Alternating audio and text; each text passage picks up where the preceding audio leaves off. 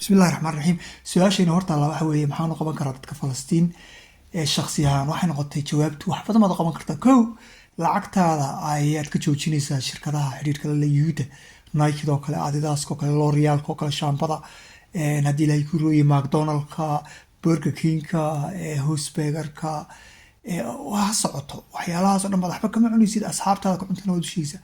Laba, waxaad u tegaysaa dukaamada wax ka iibsata ama raashin ha noqoto ama dhar ha noqoto, waxaad oranaysaa haddii aad xuquuqda Falastiin taageeri weydaan waxba idinkama iibsanayo.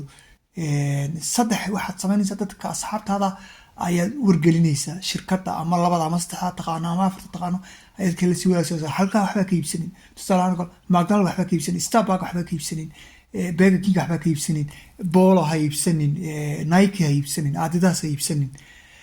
Waxaad samayn kartaa oo kale afar, asxaabtaada ayaad shirin kartaa oo waxaad oran kartaa maxaanu qaban karnaa. Shan, waxaad samayn kartaa mudaharaad ka qayb geli kartaa. mudaharaad wax badan bay bedelaan hayso odhan dariiq dad iska maraya weeyaan. Lix, waxaad samayn kartaa waraaqado qori kartaa qofka siyaasadda kugu jira, waayo markastaad siyaasada u qorto haddii 100 qof u qorto ama 1000 u qorto qofkaasi wuu wuxuu baqanayaa inuu doorka dambe doorashada ku guuleysan waayo. muxuu ahaye lix, waxaad samayn kartaa waxaad baran kartaa taariikhda reer galbeedka 300 ugu dambeeyay sida Falastiin Ingiriisku siiyay Yuhuudda, Mareykanka iyo Yurubiyankuna ay u taageeraan ilaa maanta iyo sababaha u taageeraan oo dhan baad baran kartaa.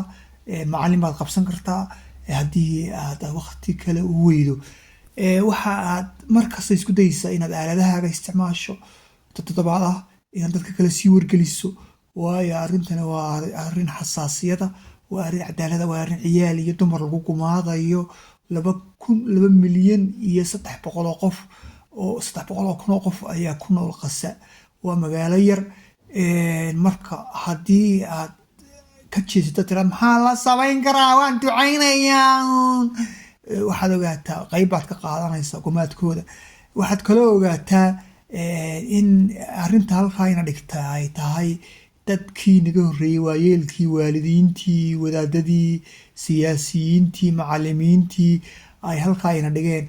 haddii aad doonaysa inaynu ka baxnana inaynu fikir kale aynu qaadano. maanta masaajidkan tegay wadaadku wuu duceeyey, janaasada waan ku tukanay, wuxuu ka sheekeeyey dhibaatooyinka ka dhacaya, laakiin wax allaala iyo wax ficil oon ku dhaqaaqayno sidan oo kale muu odhan. xitaa dukaanka waxa ka iibsanina muu odhanin, waayo ma fikirayaan.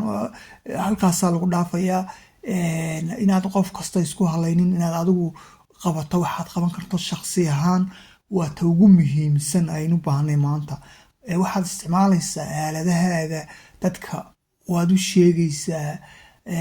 haddii shaqada laga eriyo shaqo kale waad helaysaa, arsaaqada ilaahay baa balaariyey. haddii lagu caayo waxba caydaasi kaama qaadayso, waayo xornimadu waxay u baahan tahay inay noqono dad muxuu ahaayey karti leh.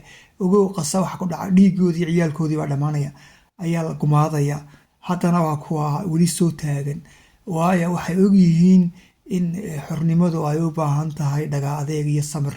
adiguna shaqo laga eriyo maxay taraysaa?